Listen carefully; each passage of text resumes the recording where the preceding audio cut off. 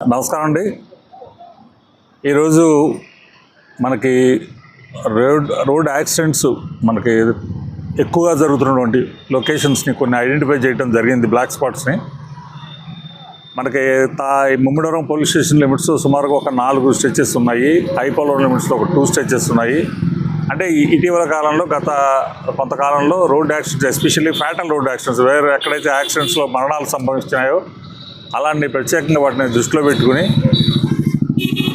అలాంటి లొకేషన్స్ని చాలా ఇటీవల కాలం జరిగినటువంటి ఏవైతే రోడ్ యాక్సిడెంట్స్ ఎక్కువ ఉన్నాయో, మరణాలు ఎక్కువ జరిగిన స్ట్రెచెస్ని ఐడెంటిఫై చేసుకుని వాటిని బ్లాక్ స్పాట్స్ ఇస్తున్నాయి. అంటే ఒక పర్టికులర్ స్పాట్ నుంచి మొత్తం టోటల్గా 1/2 కిలోమీటర్, మొత్తం అటు నుంచి ఇటు వరకు కలిపి 1/2 కిలోమీటర్ ఒక బిట్టుగా తీసుకుని ఎందుకు కారణాలు, దీనికి ఎందువలన యాక్సిడెంట్స్ జరుగుతున్నాయి అన్నది దాని గురించి ఒక అన్వేషించాలి, కారణం అన్వేషించాలి, తెలుసుకోవాలి అనే ఒక ఉద్దేశంతో ఉన్నతాధికారుల యొక్క ఆదేశాల మేరకు నేను ఎస్డిపిఓ రామచంద్ర అమలాపురం, అలాగే మన మూర్త్ అంటే మినిస్ట్రీ ఆఫ్ రోడ్ ట్రాన్స్పోర్ట్ హైవేస్గా ఆయన వెంకటరమణ గారు, మన ఆర్టీఏ డిపార్ట్మెంట్ నుంచి ఎంఏ ఇన్స్పెక్టర్ రవి గారు, ముమ్మిడివరం ఎస్ఐ గారు, మేము ఫ్రమ్ అమలాపురం దగ్గర నుంచి కూడా ఐపోలో బ్రిడ్జ్ వరకు కూడా ప్రతి పాయింట్ని ఎక్కడెక్కడైతే బ్లాక్ స్పాట్స్ ఉన్నాయో అన్ని పాయింట్స్ని వెరిఫై చేయడం జరిగింది.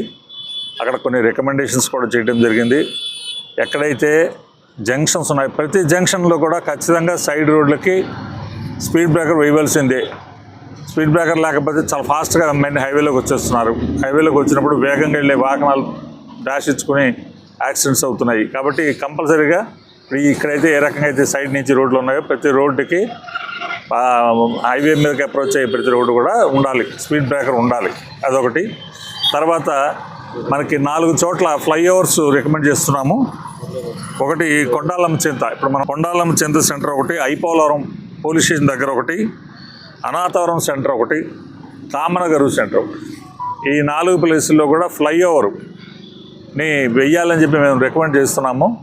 ఎందుకంటే అక్కడ నిరంతరం కంట్రోల్ చేయడం చాలా కష్టంగా ఉంటుంది. ఎందుకంటే అక్కడ ఉన్న ట్రాఫిక్ పరిమాణాన్ని బట్టి, అక్కడ ఉన్న రోడ్డు పరిస్థితిని బట్టి అవి తగ్గించాలంటే ఖచ్చితంగా ఫ్లైఓవర్ ఉంటే తప్ప హైవే మీద వెళ్ళే వెహికల్స్ హైవేలో వెళ్ళిపోతాయి. ఫ్లైఓవర్ ఉన్నప్పుడు సైడ్ రూట్లో వచ్చేవాళ్ళు వాళ్ళు ఫ్రీగా వాళ్ళు వెళ్ళిపోతారు, ఎటువంటి ప్రమాదాలు లేకుండా.